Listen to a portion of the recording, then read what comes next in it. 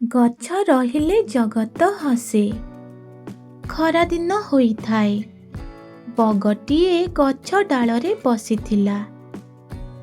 କାଉ ଉଡ଼ି ଉଡ଼ି ଆସି ତା ପାଖରେ ବସି ପଡ଼ିଲା।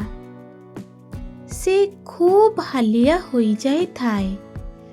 ତାକୁ ଦେଖି ବଗ କହିଲା, ଜାଣିଲୁ କାଉ ଭାଇ, ଏବେ ଭାରି ଖରା ହେଉଛି। ତାତି ବଢ଼ି ବଢ଼ି ଯାଉଛି। ଗଛର ପରିମାଣ କମି କମି ଯାଉଛି। କ'ଣ କରିବା କହିଲୁ? କାଉ କହିଲା, ଆମେ ପକ୍ଷୀ ଜାତି।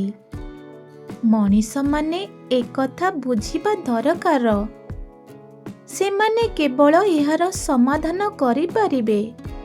ଗଛ କାଟି ଭୂଇଁ ପଦା କରିସାରିଲେଣି। ଜୀବଜଗତ ପାଇଁ ଘୋର ବିପଦ ମାଡ଼ି ଆସୁଛି। ସବୁ ଛଟପଟ ହୋଇ ମରିଯିବେ। ବଗ କହିଲା, ଚାଲ ଆମେ ଏକଥା ମଣିଷମାନଙ୍କୁ ଜଣାଇବା।